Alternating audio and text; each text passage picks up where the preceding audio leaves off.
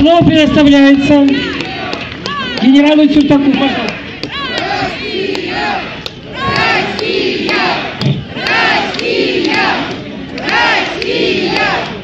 С левой стороны.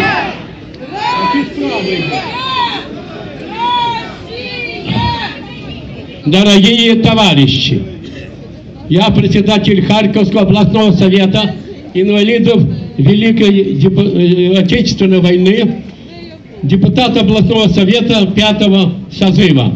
С учетом тяжелой нашей внутренней обстановки, с учетом того, что фашистские вояки направили танки, самолеты, орудия тяжелого дальнего действия на массовое уничтожение жителей Юго-Востока, мы организовали проведение 23-25 апреля заседания военного народного трибунала, который уже в 2008 году уже судил на этом военном народном трибунале Тимошенко и Луценко в 2008 году, когда Ющенко, этот бандеровец, правил государством.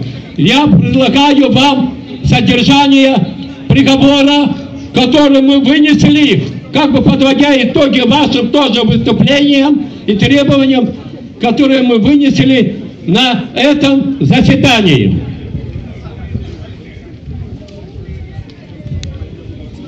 За организацию, формирование, финансирование и прямое циничное руководство бандеро-фашистскими формированиями, погромы, поджоги, убийства работников правоохранительных органов, уничтожение мирных киевлян, поддержание фашистской хунты за осуществление государственного переворота и приведение к власти фашистов, признать особо опасными государственными преступниками международной категории секретаря администрации США Джона Керри, представителя США Байдена, премьер-министра Польши Туска, канцлера Германии Ангелы Меркель, Бароза Филе, верховного представителя ЕС по иностранным делам Кэтрин Эштон, командующий силами НАТО в Европе Бридлах, генерального секретаря ЕС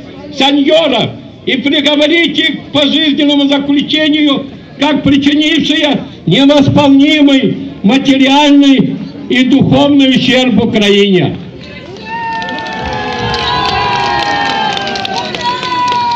Признать террористическими фашистскими организациями ОБСЕ, ЕС, МВС весь состав Кабмина, нелегитимного Кабмина, батальоны правого сектора, отряды народной самообороны Майдана, партии «Свобода», «Батьковщина», правый сектор, «Удар», приговорить названных выше всех руководителей иностранного подданства к 20 годам лишения свободы. За организацию и с помощью руководства иностранных государств кровавой бойни на Евромайдане в Киеве, государственного насильственного переворота, за убийство милиционеров, мирных жителей, около 900 человек, это настоящая цифра, за применение военной силы, танков, самолетов и другой военной техники против защитники Украины, против Юго-Востока, за незаконные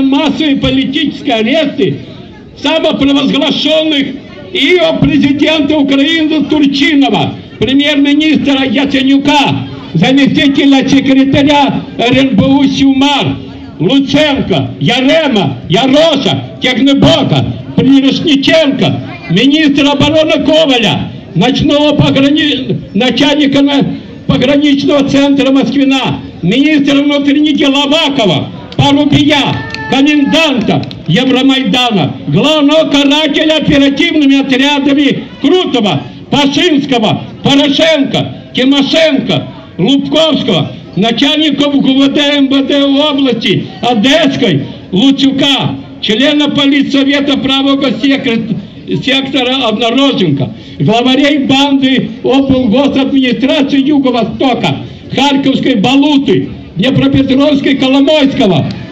Донецкого Таруту судить за преступления, предусмотренные статьями 109, 111, 113 и так далее, и приговорить указанных самозванцев уже Дмитриев к 20 годам лишения свободы.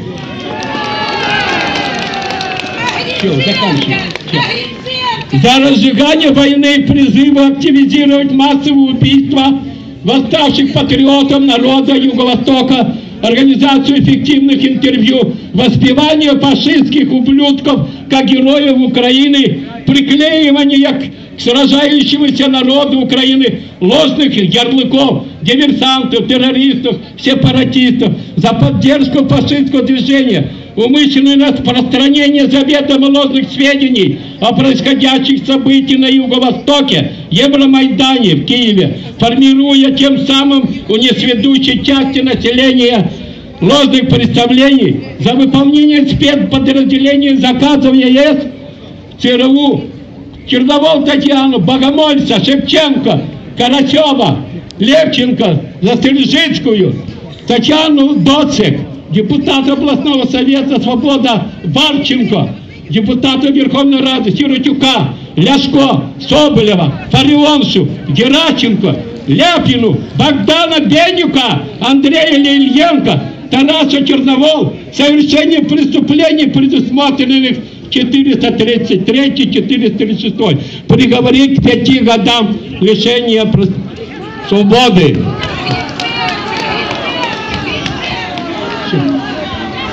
Мало. 10 лет. Значит, запишите. 10 лет. Исправить. На Колыму. Да, я вам скажу. У нас наступит то время и возможность, когда мы снимем у Путина в аренду в Магадане гектаров 30-40 и устроим из этих выродков поселения, чтобы они жили на 900 гривен пенсии в месяц.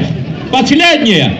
На преступников, приговоренных к различным срокам лишения свободы, на их деяния не распространяется срок давности исполнения приговора. Приговор окончательный, обжалованию не подлежит. Ветер свободы, братства, равенства и помощи уже дует в нашу сторону, в сторону Юго-Востока от России. Россия! Россия! Россия! Россия! Россия! Спасибо за внимание. Я думаю, что харьковчане поддерживают это предложение, но я еще раз хочу сказать, чтобы